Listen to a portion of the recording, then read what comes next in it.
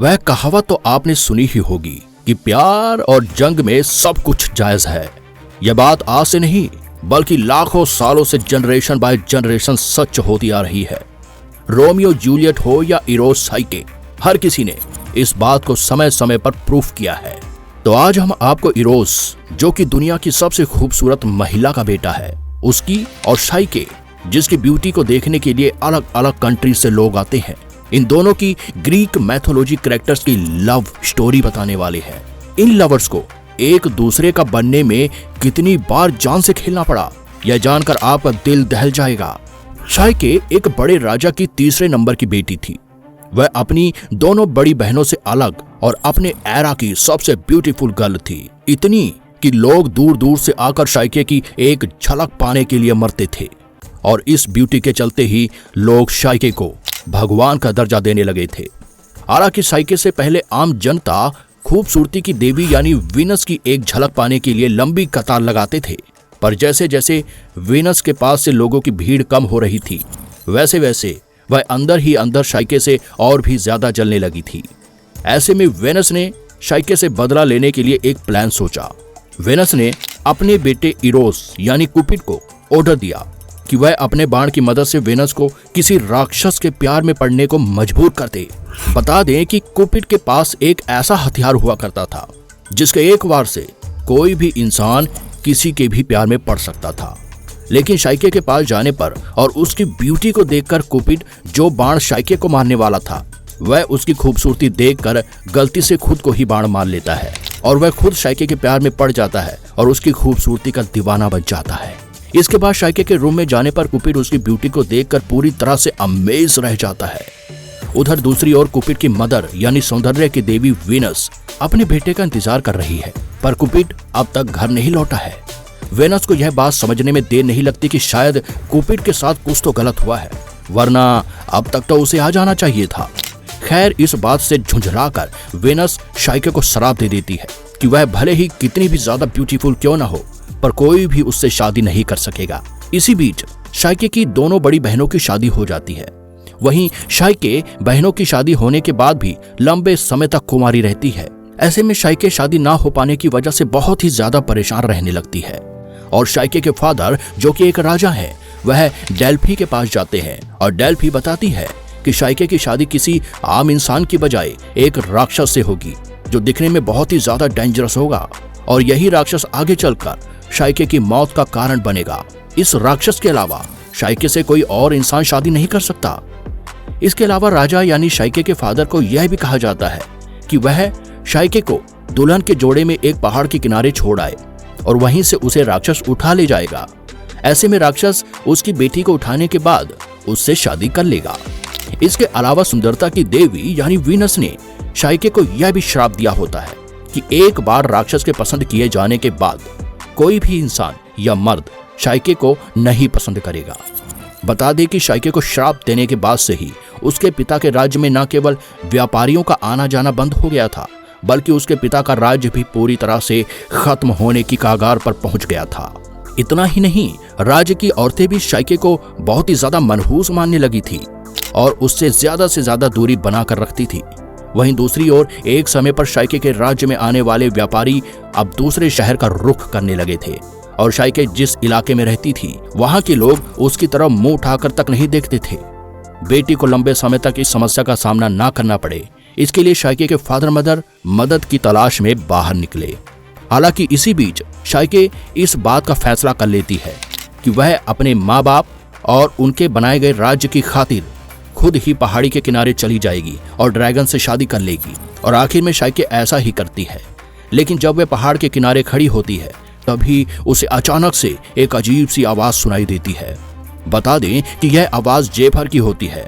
जेफर कोई इंसान नहीं है, बल्कि पश्चिम की ओर से चलने वाली हवाएं हैं और जिस ड्रैगन से साइके की शादी होने वाली है, जेफर उसी का गुलाम है। वह साइके से बात करने की कोशिश करता है।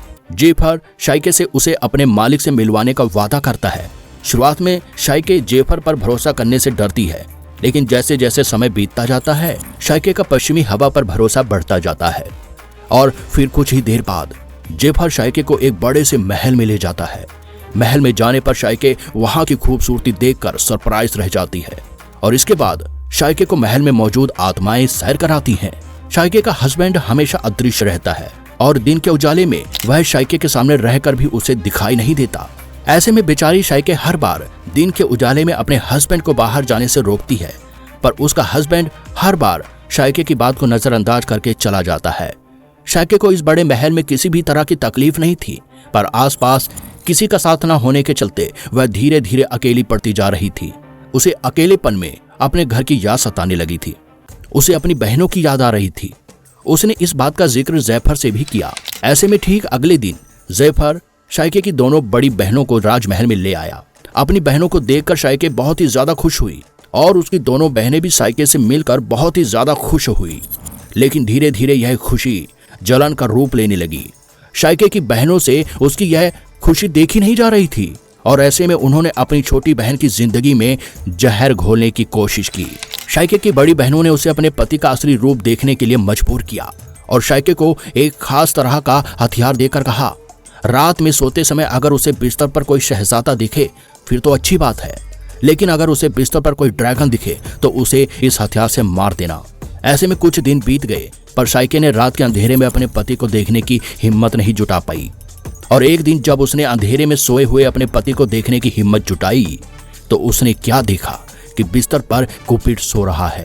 ऐसे में जब कुपिड की नजर शाइके पर पड़ी तो वह नाराज हो गया और उसने कहा कि तुम्हें मुझ पर और मेरे प्यार पर भरोसा करना चाहिए था, और इतना कहकर वह वहां से चला गया।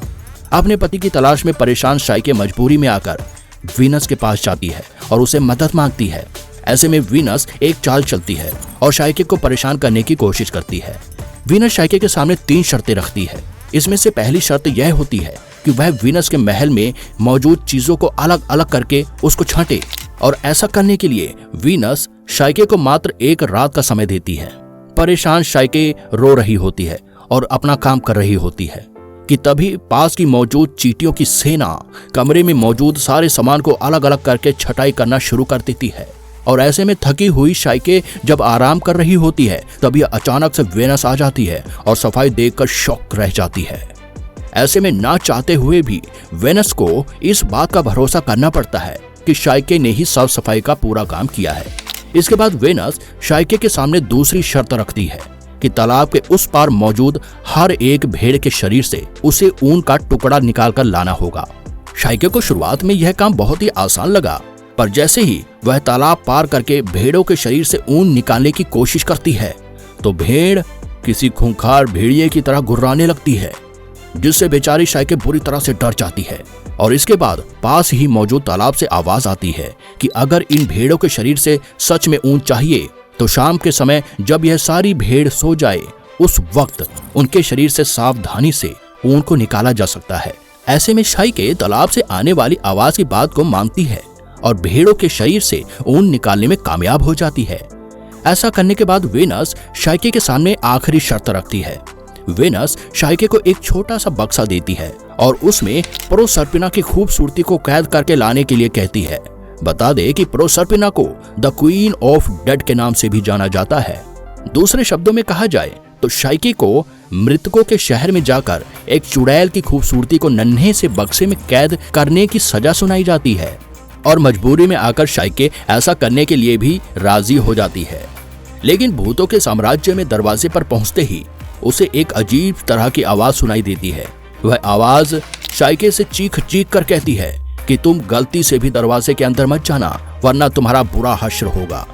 यह बक्सा मुझे दे दो, मैं अंदर जाकर प्रोसर्पिना की सुंदरता को इस बक्से में कैद करके ले आता हूँ। और कुछ ही देर बाद वह अदृश्य आवाज ऐसा ही करती है।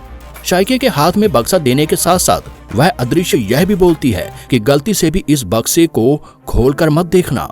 यह सुनकर शाइके आराम से अपने रास्ते पर वापस लौट जाती है, पर रास्ते में उसे इस बक्से को खोलने का मन करता है और वह जैसे इस बक्से को खोलती है तुरंत ही अपने होश खो बैठती है।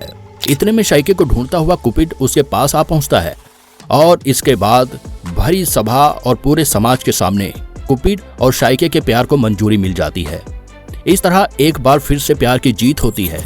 तो दोस्तों, इतिहास की इस लव स्टोरी और हैप्पी एंडिंग आपको कैसी लगी कमेंट में जरूर बताना, और इतनी जबरदस्त जानकारी के लिए एक लाइक तो बनता है।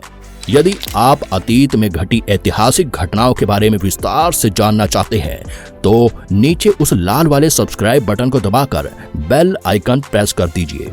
तो मिलते हैं ऐसी ही एक और इतिहास की सच्चाई को लेकर।